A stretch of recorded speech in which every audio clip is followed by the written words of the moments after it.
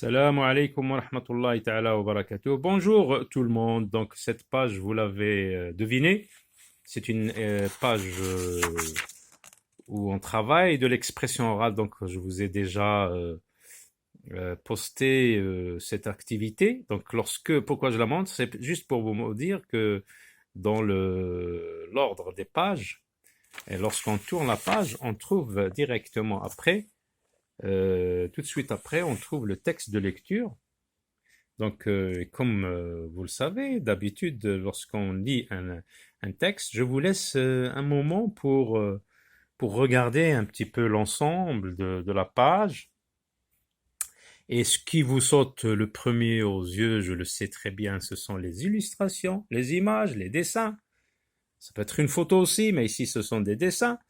Donc, vous voyez, donc on commence, c'est pour cela on commence avant de lire, on commence par travailler cette rubrique, et c'est la même chose, c'est l'illustration. À partir de l'illustration et du titre, imagine ce que peut être le virus de la rentrée. Donc, l'enfant, donc la première des choses qu'il regarde, donc on a dit, ce sont les illustrations et le titre qui est écrit en caractères gras, avec des caractères gras. Ici, c'est le virus de la rentrée. Et comme par hasard, actuellement, on parle beaucoup de ce mot-là, virus. Virus, c'est quelque chose de microscopique qu'on voit, qu'on ne peut pas voir à l'œil nu. Donc, c'est à l'aide d'un microscope. Le virus, donc, c'est quelque chose, une maladie actuellement, ce qu'on appelle le virus corona. Mais ici, non, ça n'a aucun rapport. Ça va parler du virus de la rentrée. La rentrée, donc, avant de commencer à spéculer sur le titre, de parler du titre. Donc on regarde des images, une poupée, des gâteaux, un jeu de construction, c'est pour construire des petites maisons, etc.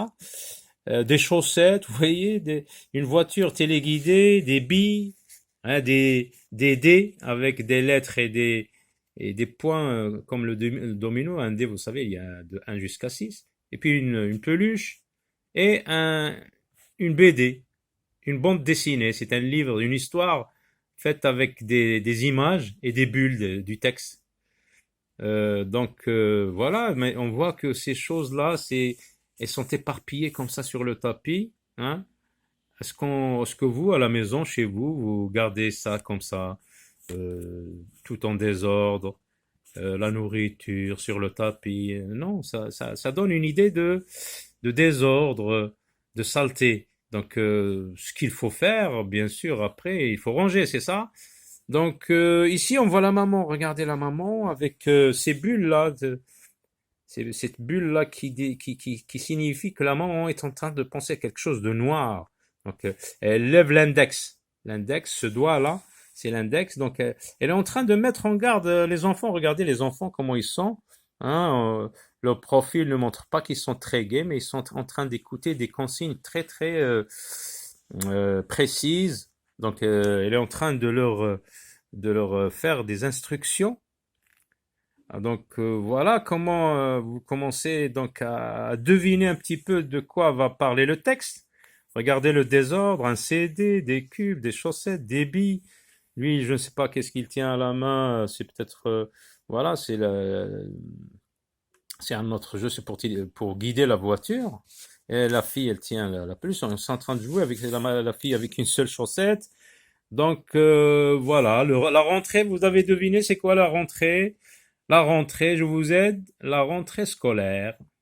Alors c'est quoi la rentrée scolaire? Donc ce sont les premiers jours quand on retourne des vacances estivales, les grandes vacances d'été. Hein. On a à peu près 2 mois, 2 mois de vacances lorsqu'il fait chaud, l'été, pendant l'été.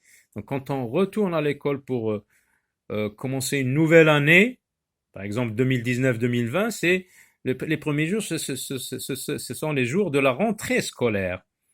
Alors voilà, donc vous avez à peu près une idée de quoi va parler le texte, mais tant qu'on n'a pas vu encore le texte pour vérifier vos hypothèses, ce que vous avez pensé, donc on va vérifier, on va voir à ce que ça parle de ça. Donc maman s'exclame, 2 points. Alors, on a vu dernièrement à quoi servent les 2 points, ce signe de ponctuation. Ils servent à annoncer un dialogue. Alors, vous voyez les guillemets, donc c'est un dialogue.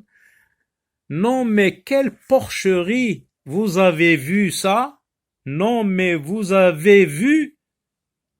Bon, c'est décidé. Il faut commencer par tout nettoyer, sans rien oublier. Et on ferme la parenthèse avec un point d'exclamation. Donc, ce sont des phrases exclamatives. La mère exprime ici un sentiment vif. C'est la colère. Elle n'est pas contente parce que la maison est en désordre. Et le mot qui le montre très bien, c'est la porcherie. Elle a, elle a comparé la maison à une porcherie. Dernièrement, nous avons parlé des habitats des animaux. Nous avons dit que les animaux ont un habitat. Par exemple, les chèvres, les moutons, on a dit, leur habitat s'appelle une bergerie. Pour les chevaux, les poneys, les ânes, ça s'appelle une écurie. Alors, porcherie, c'est quoi? C'est l'habitat des porcs, des cochons. Voilà, des porcs. Alors, la porcherie, vous pensez que c'est propre? Il faut voir, hein, c'est vraiment sale. Donc, elle compare la maison à une porcherie. Donc, la maison est très sale, donc elle a pris une décision. Bon, c'est décider. Décider, c'est prendre une décision. Il faut, voilà, une expression qui exprime l'obligation. Il faut suivi de l'infinitif. Il faut commencer par tout nettoyer, sans rien oublier. Donc, elle a dit cette phrase. Les enfants n'ont pas répondu parce qu'on le reconnaît à la fermeture des guillemets. Non. C'est extraordinaire comme l'appartement s'est sali tout seul pendant notre absence. C'est extraordinaire, extraordinaire. C'est quelque chose qui n'arrive pas souvent. Comme l'appartement, donc ils habitent un appartement ici, c'est sali, le verbe se salir au passé composé, tout seul pendant notre absence. C'est qui dit ça? C'est la maman? Non. C'est la fille? Non, on va le savoir, il va dire ma sœur. Donc c'est le garçon qui parle, c'est lui le narrateur. C'est extraordinaire comme l'appartement s'est sali tout seul pendant notre absence. Ma sœur Henriette, donc elle s'appelle Henriette. Henriette, donc on découvre ici le nom des personnages. Ma sœur Henriette et moi, on s'enfuit. Là, je précise quelque chose. Les enfants, lorsqu'ils trouvent un groupe nominal suivi de et moi, tout de suite ils disent c'est nous. Bien aussi ici le on, le pronom personnel joue le rôle de nous ici. On s'enfuit en parlant, on dit comme ça. Ma sœur Henriette et moi, on s'enfuit dans notre chambre, s'enfuir, se sauver. Donc c'est quelque chose de très sérieux, ce qui se passe avec leur maman. Donc elle n'est pas contente, elle est en colère. Ce n'est pas un temps de paix, hein, ils s'enfuient pour ne pas gêner maman. Donc, mais la maman, elle a pris de la décision comme quoi les enfants vont tout ranger sans rien oublier. Ça va changer cette année. Voilà une première décision. Cette année, ça va changer. Ce ne sera pas comme les années avant. Il n'est plus question que je me fatigue toute seule à tout nettoyer. Donc la maman a pris une décision. Cette année, tout va changer. Les enfants ne vont pas